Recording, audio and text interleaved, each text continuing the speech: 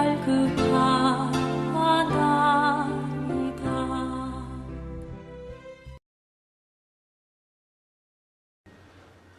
제가 전에 섬기던 교회가요. 여러분 그 무디 선생 많이 들어보셨습니다. D.L. 무디 선생이요. 이분은 참 20세기 말렵에요. 20세기 말렵에가 아니고 19세기 말렵에 미국의 그 영적 지도를 바꾸는 어떤 위대한 복음 전도자였습니다. 이분이 살던 곳이 제가 전에 섬기던 교회하고 굉장히 가까운 곳에 있었어요. 한 3시간 정도 거리예요. 그래서 그분의 생가에 우리가 정기적으로 가서 견학도 하고 그리고 살펴보고 또 우리가 그렇게 함께 또 은혜에 잠기기도 하는 시간들을 가졌었습니다. 그래서 제가 무디 선생에 대해서 좀 책도 좀 읽어보고 그랬어요. 그런데 그 무디 선생을 무디 선생 되게 했던 데는요, 여러 가지 많은 요소가 있습니다만은 굉장히 중요한 만남들이요. 그의 인생에 있어서 터닝 포인트라고 할 수 있는 몇 가지 굉장히 그 중요한 만남들이 있었던 것을 저는 발견했습니다. 물론 많은 분들이 다 지적했겠지만 제가 보니까 적어도 한 3번 정도의 굉장히 중요한 계기가 있었습니다. 한 번은 그의 삼촌을 만난 외삼촌을 만나서 여러분 노스필드 매사추세츠라고 하는 곳인데요. 거기서 이 사람이 보스턴으로 16살 때에 보스턴으로 가게 됩니다. 16살 때가 아니고 그보다 좀 더 하여간 그 무렵에 보스턴으로 가게 됩니다. 보스턴에 가서 구두 가게에서 일을 하게 되는데 그 외삼촌을 만나게 돼가지고 외삼촌으로부터 영향을 받는 거죠. 외삼촌이 그에게 가르쳤던 것은 너는 주일날 예배에는 빠지지 말아야 한다. 너는 예배하는 인생을 살아야 한다라는 대단히 중요한 가르침이었습니다. 그래서 그는 언제나 하나님을 주일이면 빠지지 않고 하나님을 예배하는 인생을 먼저 살았고요. 그 이후에 외삼촌을 만나서 신앙을 배우게 되고요. 또 시카고로 이 사람이 이제 자기 커리어를 따라서 시카고로 돌아가게 됩니다. 시카고에서 만나는 중요한 사람들, 또 부흥 집회를 통해서 만나게 되는 중요한 사람들, 이런 사람들을 통해서 그의 인생이 폭이 넓혀져 갔던 거죠. 맨 처음에 신앙을 배우고 그 다음에 인생의 골을 배우고 그러고 난 다음에 하나님께서 자기에게 주신 위대한 목적을 깨닫는 그런 아주 중요한 만남들을 그가 가졌던 것을 우리가 보았습니다. 여러분 반드시 D.L. 무디의 삶뿐만 아니라 우리 인생에도 굉장히 중요한 만남들이 있습니다. 우리의 삶을 규정하는 중요한 만남들이요. 이 만남 때문에 내가 지금 이렇게 살게 되었다라고 이 모양으로가 좋은 뜻인가요? 나쁜 뜻인가요? 저는 좋은 뜻으로 하는 얘기예요. 내가 이렇게 나의 인격이 이렇게 만들어지고 내 삶이 이렇게 되었다라고 하는 너무나 중요한 만남들이 있습니다. 우리 부모님들을 만나는 것도 중요한 문제고 배우자를 만나는 것도 중요한 일이고요. 또 우리 교회 생활하면서 이웃들로부터 그 도전을 받지 않습니다. 야, 나도 저렇게 살면 좋겠다. 내가 저런 선생이 되면 좋겠다 하는 그런 귀감들이 되는 인생들을 만나게 됩니다. 그런 중요한 만남들이요. 그런데 여러분, 이 모든 만남들 가운데 너무너무 중요한 거예요. 도대체 이 만남이 있기 때문에 다른 모든 나머지가 의미를 갖게 되는 그런 중요한 만남이 있습니다. 오늘은 우리가 그 만남에 대해서 우리가 좀 도전을 받으려고 합니다. 여러분, 그 만남을 가지셨나요? 예수 그리스도를 나의 구주와 주님으로 만나는 그 만남을 여러분 가지셨습니까? 예. 오늘 본문은요, 예수님의 처음 제자였던 베드로와 야고보와 요한이요, 예수님을 만나고 그분의 제자가 되는 그런 장면이 기록되어 있습니다. 예수님을 만나는 그 순간이요. 베드로는 전날 밤이 새도록 그물을 치고 수고를 했지만 고기 한 마리 잡지 못하는 그런 불운한 날도 있죠. 우리 살다 보면 그런 일이 있잖아요. 하필 자기가 좋지 않은 날을 베드로는 보냈습니다. 그런데 그때 예수께서는요, 베드로가 한 말 중에 굉장히 중요한 그 말이 있습니다. 그죠? 5절 보십시오. 5절 보면 주여, 우리 선생님, 우리가 밤이 새도록 수고하였을 때 잡은 것이 없지만은 그 다음은요, 말씀에 의지하여 내가 그물을 내리리이다 하고 예수님이 저기 가서 그물을 내려봐라 했을 때에 그가 베드로의 마음속에요, 흔쾌하게 그렇게 하겠습니다라는 마음이 있었을지 없었을지 잘 모르겠어요. 그런데 한 가지 분명한 것은 예수님은 어부가 아니잖아요. 베드로는요 어부입니다. 고기 잡는 일로 잔뼈가 굵은 사람이에요. 물때를 알고 어디 가면 무슨 고기가 어떻게 있는지 알고 잘하는 사람이에요. 그래서 자기 방법대로 열심히 했는데도 허탕을 쳤어요. 낙심한 밤입니다. 그런데 아무것도 물에 대해서는, 고기에 대해서는 아무것도 알지 못할 것 같은 예수님이 와가지고 저기 가서 한번 그물을 내려보라 라고 하니까 그가 했던 말이 이것입니다. 그렇지만 말씀에 의지하여 내가 그물을 내리리다. 그렇게 말씀하시니까 제가 한번 해보겠습니다 라는 뜻이죠. 주께서는요 베드로가 주의 말씀에 순종할 때에 어떤 일이 일어나는가를 보여주셨습니다. 그 결과 베드로와 그의 동료들이 제자의 길을 걷게 되었고요. 그러나 오늘 본문의 초점은요 물고기 한 마리 잡지 못했던 베드로가 배 두 척이 물에 잠기게 될 정도로 그렇게 많이 잡게 되었다라는 그 기적 그 자체보다도 예수 그리스도를 만난 사람들에게 일어나는 변화가 무엇인가를 우리가 발견할 수 있으면 좋겠습니다. 도대체 예수 그리스도를 만나게 되면 어떤 일이 일어나는가 말입니다. 사람들에게 어떤 일이 일어나는가요? 먼저요, 예수님을 만나고 난 사람들의 삶이 변화하더라라는 말입니다. 삶의 목적이 변하고 방향이 변화합니다. 삶이 근본적으로 변화한다는 말이요. 오늘 본문에서 예수님을 만났던 사람들을 한번 보십시다. 한 사람 한 사람 생각해 보십시오. 그들은 물고기를 잡는 어부였습니다. 근데 예수 그리스도를 만나고 난 다음에 그들은요 사람을 낚는 어부가 되었습니다. 또 그들은 예수님을 만나기 이전에는 자기들의 필요를 채우는 삶을 살던 사람들입니다. 내가 필요해서 돈을 벌고 내가 쓰기 위해서 돈을 벌던 사람들입니다. 그러나 그들이 예수님을 만나고 난 다음에는요 사람들의 영적인 필요를 채워주기 위해서 일을 하는 사람들이 되었습니다. 남의 영적인 필요를 채워주는 사람이 되었단 말입니다.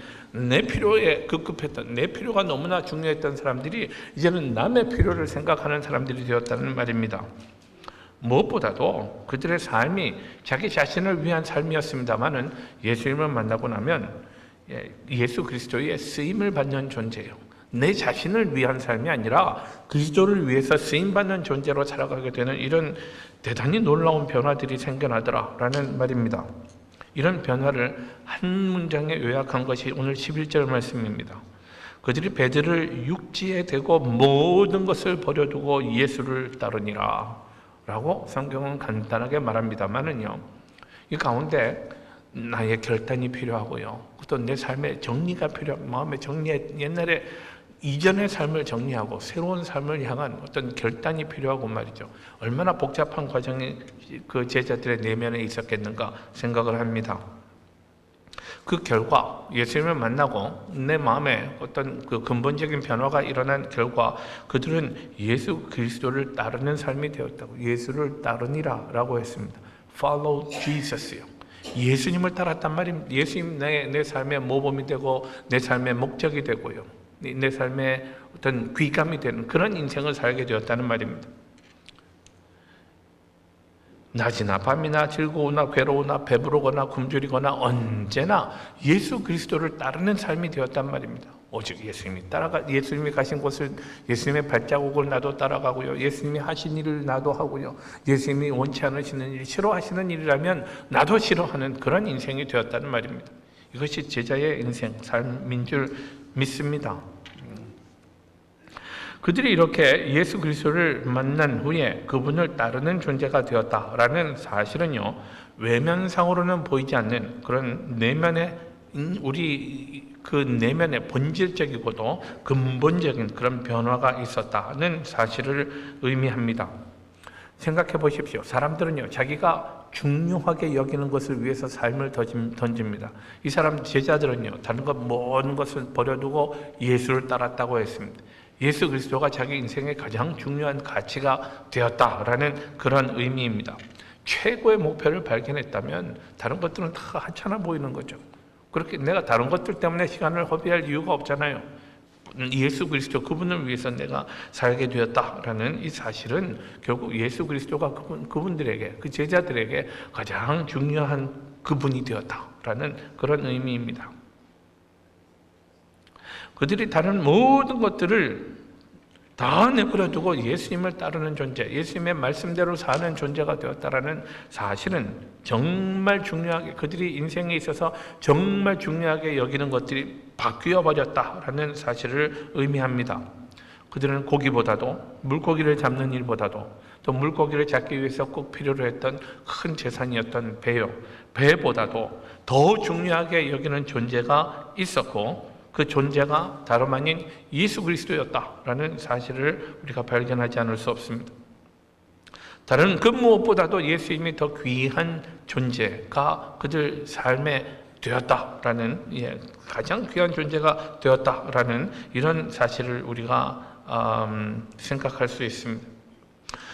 오늘 11절 말씀이요. 그들이 배들을 육지에 대고 모든 것을 버려두고 그랬습니다. 모든 것을 버려두고요. 다른 것들을 전부 다 포기했다는 말입니다.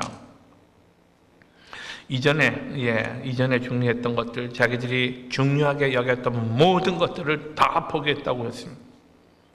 이렇게 가치관이 변화했다라는 사실을 입증할 수 있는 것을 도대체 무엇으로, 증거가 뭔가요? 가치관이 변화했다는 증거가 뭡니까? 그들이 버릴 줄 아는 존재가 되었다라는 사실이 그 한 가지 증거라고 생각을 해요. 복음서요. 복음서 가운데 우리가 여러분 마태복음, 마가복음, 누가복음을 공관복음이라고 이야기합니다. 공관복음이요. 관점이 같은 복음서라는 말입니다. 요한복음은 관점이 조금 다르죠. 그래서 요한복음을 따로 이야기합니다. The Fourth Gospel이요. 그렇게 이야기하고 나머지 요 세 개를 공관복음이라고 이야기합니다. 그 관점이 같기 때문에 서술하는 순서도 비슷하고요. 그래서 내용도 상당히 비슷하고 그렇습니다. 그래서 마태복음과 마가복음에도 오늘 이 사건을 기록한 부분들이 있습니다. 마태복음 4장 기사에는요, 예수님이 베드로와 안드레에게 나를 따라오라, 내가 너희를 사람을 낚는 어부가 되게 하겠다라고 말씀하셨을 때에 그 마태복음에는요, 그들이 곧 그물을 버려두고 예수를 따르니라라고 했습니다. 그물을 버려두고 갔던 것을 강조합니다. 마가복음 1장에는요, 야고보와 요한이 그물을 깁고 있다가 예수께서 부르시자 그 아버지 세베대를 품꾼들과 함께 배에 버려두고 예수를 따라가니라 그랬습니다. 아버지를 품꾼과 함께 배에 버려두고 예수님을 따랐다라고 그렇게 말합니다. 그런데 오늘 본문은요, 이 모든 것들을 다 한꺼번에 포함합니다. 오늘 본문에는 그들이 모든 것을 버려두고 예수를 따랐다라고 그렇게 말하고 있습니다. 다른 것 다 버릴 수 있었단 말이에요. 예수 때문에 다 버릴 수 있었다는 말입니다. 예수님의 제자 가운데요, 전직이 세리였던 마태의 경우를 보십시다. 마태요, 이 사람의 직업이 세리였다고요. 그가 세관에 앉아있을 때 예수께서 그를 부르시고요, 그는 그때 예수님의 말씀에 모든 것을 버려두고 예수님을 일어나 따랐던 사람입니다.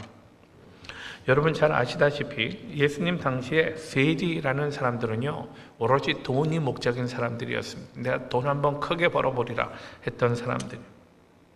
그러던 사람이 막대한 부가 보장된 직업을 버리고 예수님을 따를 수 있었다라는 말입니다. 뭐 대단한 결단이 보이지 않습니까? 이전에 중요하게 여겼던 모든 것들을 버리고 예수를 따르기로 결단했다는 말입니다. 교우 여러분, 여기서요, 우리가 꼭 배우기를 원합니다. 우리가 좋아하던 모든 것들을 킵하면서 예수님을 따를 수는 없단 말입니다. 이전에 우리가 좋아하던 것들이 있잖아요. 이전에 우리가 향락을 즐기던 것들이요, 또 예수 아닌 것들이 내 우상이 되었던 그런 삶들을 고스란히 유지하면서 예수님도 사랑할 수는 없습니다. 그건 마치요, 우리는 그 인생의 가장 중요한, 우리 인생의 주인을요, 한 분밖에 모실 수 없다는 것이 우리 인생의 한계잖아요. 그리고 그러니 내가 재물이 내게 주인이 되거나 예수께서 내 주인이 되거나 둘 중에 하나여야 하는데 그 둘을 다 킵할 수 없단 말입니다. 우리가 즐기던 모든 것들은요, 왜냐하면 너무나 무겁고 큰 짐이 되기 때문에, 예수님을 따르는 데는 너무나 무겁고 큰 짐이 되기 때문에 그렇습니다. 그래서 제자들은 모든 것을 다 버리고 예수를 따르는 사람들을 가리키는 말이죠. 제자. 이 변화가 얼마나 철저했는가를 묵상할 때마다 저는 숙연해지지 않을 수 없습니다. 베드로의 경우를 한번 보십시다. 지금 그가요 밤새도록 허탕을 쳤는데 예수님의 말씀에 의지해서 그물을 내렸더니 배 두 척이 물에 잠길 만큼 그렇게 많이 고기를 잡게 되었습니다. 고기 한 마리 한 마리가 어부에게는 돈이잖아요. 그러니 지금 이렇게 고기가 많이 잡혔다는 것은요 거금이 자기 손에 들어왔다는 이야기입니다. 무지하게 많은 돈이 자기에게 들어왔습니다. 여러분 누구나 나한테 큰 돈이 생기면 이런저런 거 해야지 라고 하는 그런 거 있잖아요. 그래서 사람들은 기도하고 그런 거 하잖아요. 돈 모아가지고 뭐 하고 그러는 거예요. 지금 그렇게 하고 싶던 일들을 이제 베드로는 할 수 있게 되었습니다. 지금 그에게 거금이 들어올 것이라는 말입니다. 그럼에도 불구하고요 그는 아무 주저함 없이 단호하게 결연하게 예수 그리스도를 따를 수 있었습니다. 이게 이 결단이 대단하다고 생각지 않으십니까? 이런 정도의 단호함이요 세상과 타협하지 않는 그런 성도를 만들어내는 줄 믿습니다. 제자의 모습이요. 자, 먼저 가치관이 변화하더라는 말씀을 드렸습니다. 그 다음은요 예수를 만나게 되면요 인격이 변화합니다. 인격이요. 예수 그리스도를 나와 구주로 고백한 사람이라면 인격이 변화하게 되어 있습니다. 왜냐하면 우리의 모델이 내가 배우고 싶은 선생님이 누구라고요? 예. 우리 믿음의 주여 우리를 온전케 하시는 이인 예수를 바라보자 하잖아요. 우리가 예수를 바라볼 때에 그분처럼 되고 싶다는 거룩한 욕망을 가지게 됩니다. 그래서 그분처럼 살아가기를 원하고요. 또 내 마음에 간절한 소원이 그럴 뿐 아니라 성령이 도와주시잖아요. 왜냐하면 그것이 옳은 일이기 때문에 That is the right thing to do. 우리가 살아야 할 바른 방향이고 바른 삶이잖아요. 예수님을 따르는 거예요. 그래서 인격이 변화하게 됩니다. 예수님을 만나고 나서 사실은 근데 인격과 성품은 좀 다른 것 같아요. 기질이요. 기질은 좀 다른 것 같아요. 사람의 성품이나 기질은 쉽게 변하지 않는 것 같습니다. 왜 성격이 급한 사람이 있잖아요. 예수를 믿어도 성격은 급해요. 또 열정적인 사람들이 있잖아요. 열정적인 사람. 그런 사람은 예수를 믿어도 열정적입니다. 열정적으로 믿는 사람. 언제나 요란한 분들이 있어요. 가면 그 사람 옆에 시끌벅적하게 만드는 분들이 있어요. 그런 분들은 언제나 그렇습니다. 남들을 재미있게 만드는 사람, 또 목표 지향적인 사람 등등 우리가 가지고 있는 그런 기질들은 쉽게 변하지 않는 것 같아요. 그리고 주께서는 사실 그런 우리들의 기질을 사용하시는 것 같아요. 사도 바울의 그런 기질을 주께서 사용하셨기 때문에 사도 바울이 위대한 사람이 된 거죠. 위대한 전도자로 사역할 수 있었다 생각합니다. 그러나 여러분 인격은 변화해야 합니다. 인격은 달라져야 합니다. 인격을요 사람의 품격이라는 말로도 할 수 있을 것 같아요. 품격이요. 사람들이 가지는 덕성이 있잖아요. 그 덕성이 점점 자라나서 고상한 인격을 만들어냅니다. 그냥 이것은요 그런데 나이가 든다고 인격이 그냥 막 고매하게 되는 것 같지는 않아요. 나이 때문에 자연스럽게 자라가는 것 같지는 않습니다. 나이 많다고 모두가 다 인격자가 되는 것 아니잖아요. 이것은 우리가 닦아가는 것입니다. 인격은요 훈련하고 닦아가는 거예요. 화를 낼 일이 있어도 한 번에 퍽 화를 내다가 그 다음에 점점 닦여가지고 이제 성품도 원만해지고 두루두루 잘 지낼 수 있게 되는 그런 인격은 오랜 기간 동안의 훈련과 또 스스로의 디스플린이 필요한 그런 과정이다 생각을 합니다. 자기를 닦아가는 거예요. 오늘 본문의 야고보와 요한 형제를 예로 들어보지요. 그들은 성격이 굉장히 불같은 사람들이었던 것 같아요. 그래서 예수님은요 그들에게 보아너게라는 별명을 주기까지 하셨어요. 보아너게는요 우레의 아들이라는 그런 뜻이에요. 우레 있잖아요. 쿵쾅쾅 치는 거예요. 깜짝 놀라는 거. 바로 그렇게 화를 내는 사람들이었던 것 같아요. 누가복음 9장 51절 이하에 보면요 예수님이 사마리아 지역을 지날 때에 사마리아 사람들이 그들을 환영하지 않았어요. 냉대했던 것 같아요.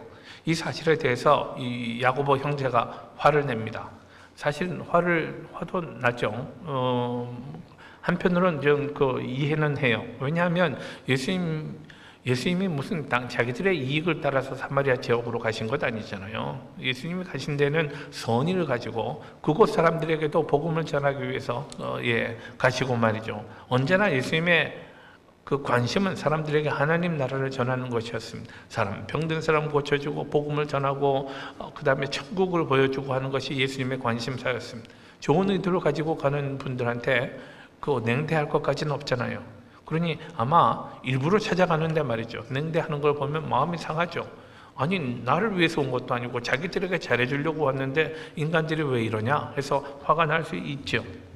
그래서 그들이요, 야고보와 요한 형제가 예수님에게 말합니다. 주여, 우리가 불을 명하여 하늘로부터 내려 저들을 멸하라 하기를 원하시나이까? 라고요. 실제로 그들에게 이런 능력이 있었다고는 생각지 않습니다. 그렇지만 너무나 화가 나니까 이 사람들 정말 혼내주죠, 예수님 하고 그렇게 화가 나서 했던 말입니다. 대단히 그 성품이요, 그 성격이 급한 사람이요, 열정적인 사람. 근데 이 형제뿐 아니라 그 어머니도 대단한 사람이잖아요. 하나님의 나라가 이 땅에 세워질 때 내 아들 중 하나는 주의 우편에 하나는 주의 좌편에 앉게 해주십시오라고 그 어머니가 했던 사람입니다. 그러니까 온 가족이 아마 목소리도 크고요, 자기 주장도 강한 사람들 아니었는가 싶습니다. 욕심도 많았고 말이죠. 그런데요, 이후에 그들이 예수님의 제자가 되고 세월이 흐른 이후에 그들의 삶이 어땠는가를 좀 보십시오. 그들이 나중에는 어떻게 되었습니까? 야고보는요, 12사도 중에 최초의 순교자가 됩니다. 자기가 높은 자리에 오르기를 간절히 원했던 사람이 주의 뜻이라면 제가 죽겠나이다. 주의 뜻이라면 제가 죽음의 자리에도 나아갈 수 있습니다. 라고 응답했던 사람이에요. 그 결과 그는 12제자 중에 가장 먼저 순교하는 사람이 됩니다. 그리고 그 형제 요한은요, 12제자 가운데 유일하게 천수를 누렸던 사람이에요. 90살이 넘도록 살았던 분입니다.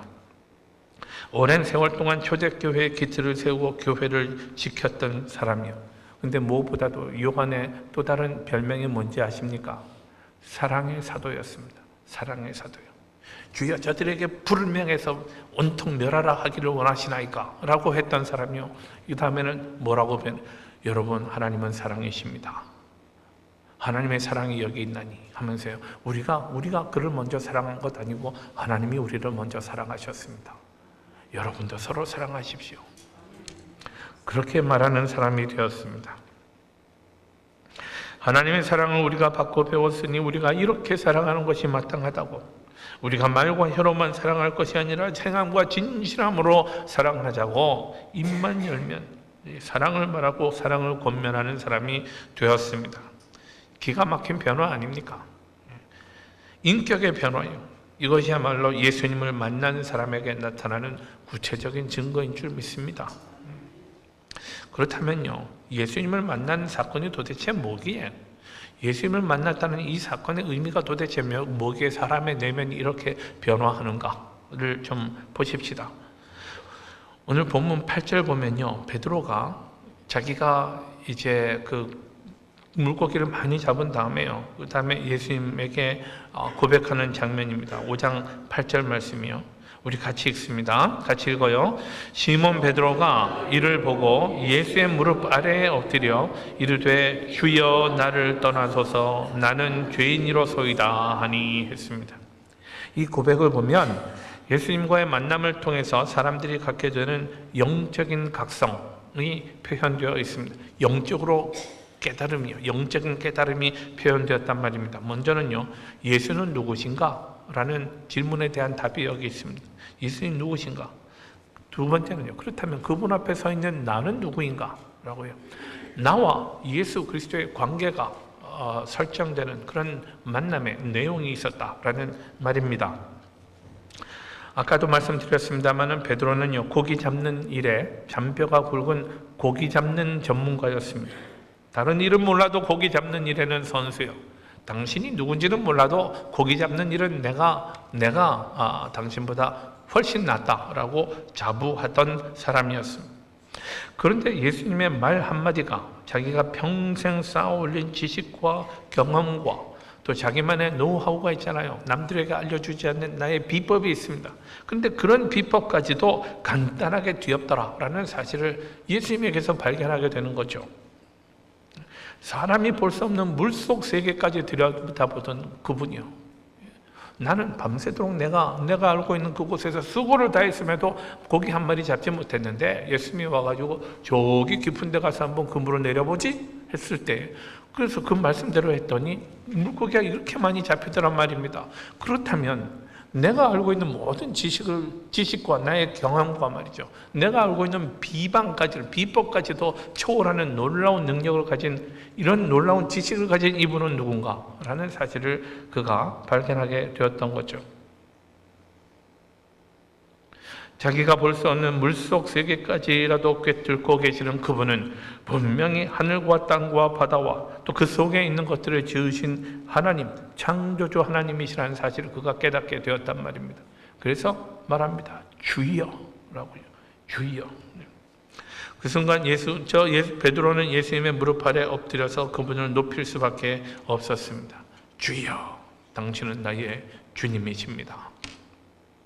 그와 함께요. 주 앞에 서 있는 나는 누구인가에 대한 자각도 발견할 수 있습니다. 나를 떠나소서.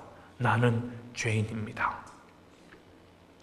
거룩하신 하나님 앞에 감히 설 수 없는 죄악 덩어리인 자신을 발견하게 됩니다.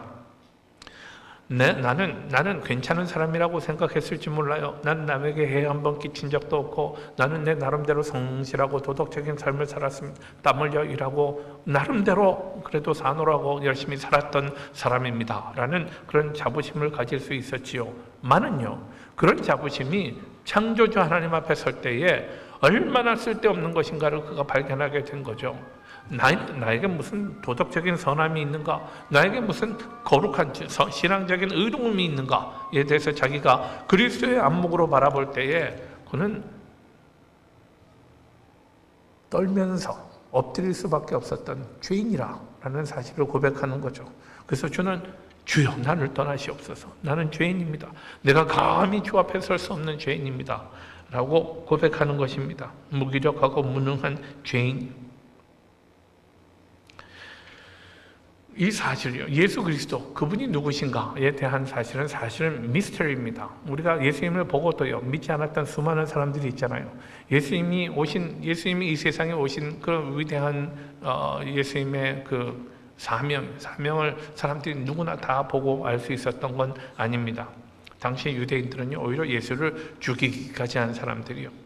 그러니까 이 일을 깨닫는 것은요 하나님의 특별한 은혜인 줄 믿습니다. 그리고 많은 사람들에게는요 예수 이름의 이 신비가 사실은 비밀로 남을 수밖에 없는 거죠. 그래서 한국의 옛날 그 시인 송명희 시인은요 뇌성마비를 앓고 있었던 사람입니다. 근데 너무나 아름다운 시를 많이 썼죠. 그리고 이 시를 가지고 한국에서 또 좋은 노래들을 많이 만들었습니다. 그 송명희 씨는요 예수 그 이름 하는 아세요? 내가 좀 더 할 수 있지만 그러나 괴로울 수 있기 때문에 저는 이 마지막은요 예수 그 이름은요 나에게 비밀이 되었네 하고 이름 참 하고 싶지만 참습니다. 내 마음에 새겨진 그 이름은 아름다운 보석 예수 그 이름 나는 말할 수 없네. 말할 수 없다고요. 우리가 하늘을 두루마리로 삼고 바다를 먹물로 삼아도 우리 그 은혜 다 기록할 수 없겠네. 우리 고백하잖아요. 예수님의 이름을 난 좀 표현하고 싶지만 내 능력으로는 내 말로는 다 표현할 수 없어서 비밀이 되고 말았어요. 말하고 싶은데 다 말할 수 없어서 사람들한테 비밀이 되고 말았다는 말입니다. 예수님에게 12명의 제자가 있었습니다마는 그 사람들 사이에도요 상당한 다양성이 존재합니다. 그 다양한 사람들이 예수님의 제자로 불리움을 받았단 말입니다. 예수님들 12명 제자들 보면 그 가운데 별로 어울릴 것 같지 않은 사람들이 예수님을 만나서 제자가 되고 그분의 제자로 함께 사역하게 되는 대단히 중요한 변화가 일어났던 것을 보게 됩니다. 그 단적인 예가 아까 잠깐 말씀드렸던 마태라는 사람과 시몬이 될 것입니다. 이 두 사람은 상당히 시몬 베드로 말고요, 다른 시몬이요. 이 두 사람은 상당히 안 어울리는 사람입니다. 먼저 마태는 직업이 세리였다고 말씀드렸잖아요. 세관에 앉아 있다가 예수님을 만나고 제자가 된 사람이요. 근데 세리는요, 당시에 아까도 잠깐 설명드렸습니다만 민족이고 뭐고 다 필요 없다. 신앙이고 뭐고 다 필요 없다. 나는 돈이 최고다 라고 생각했던 사람. 말하건 안 하건 그의 삶이 그것을 입증하던 사람이었습니다. 세리들이요. 하나님의 백성으로서의 삶 같은 그런 고상한 말은요, 다 다음이고요. 그들은 그냥 오로지 돈이요. 돈 하던 사람이었습니다. 자기 돈 벌기 위해서는 민족을 배반하고 그들의 고혈을 빠는 일을요 서슴지 않았던 사람이었습니다. 그런데 그랬던 사람 마태가 예수님의 제자가 되어 있었단 말입니다. 반면에 시몬이라는 사람도 예수님의 제자가 되었습니다. 성경에는요 셀롯인 시몬이라는 말로 표현이 되는 제자입니다. 셀롯은 실랏이라고 하는 말의 번역입니다. 번역이 아니라 우리말로 그냥 부른 게 셀롯이죠. 근데 셀랏이라는 사람들은 어떤 사람들이었냐면 성경에 열심당원으로 표현되는 사람들이 있습니다. 열심당원 사람들은 어떤 사람들인가 하면요, 로마 정권에 무력으로라도 우리가 항거해야 한다라고 했던 사람들이요. 그러니까 오늘 우리식으로 이야기하면 옛날 우리식으로 이야기하면 일본 정권에 대해서, 식민지 정권에 대해서 무장으로 항거해야 한다라고 생각했던 사람들 있잖아요. 눈빛이 살아있는 그런 사람들이요. 열심당원은 그런 사람들입니다. 그렇기 때문에 그 사람들은요, 로마 정권에 고통을 주는 일이라면 수단 방법을 가리지 않았던 사람들입니다. 늘 가슴에 칼을 품고 다니면서요, 로마 사람 혼자 다니는 사람이 있으면 칼을 찔렀던 사람입니다. 또 로마 사람을 돕는 사람 있잖아요. 세리 같은 사람 보게 되면 그들의 밥이 되는 사람이죠. 칼로 찌르고 달아났던 사람이에요. 언제든지 그렇게 했던 아주 무서운 사람들이었습니다. 그러니 세리들은 늘 열심당원들의 표적이 되었단 말입니다. 그러니 열심당원이었던 시몬과 세리였던 마태는요, 상식적으로는 도저히 자리를 함께 할 수 없었던 사람들입니다. 그냥 이 두 사람이 모두 예수님의 제자가 되었다는 말입니다. 상상할 수 있으세요? 예수님의 제자가 되고 난 다음에 성경 기사 보세요.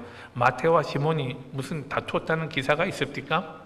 이 사람들 사이에 뭔가 심각한 갈등이 단 한 번도 표현된 적이 없습니다. 이렇게 어울리지 않았던 사람들이 서로의 다름을 극복할 수 있었던 이유는 무엇이었다고 생각하십니까? 그것은요, 두 사람이 먼저 예수님을 먼저 만나는 이 사건을 경험했기 때문에 가능했던 일입니다. 자기들끼리 먼저 만나면 안 되는 일이죠.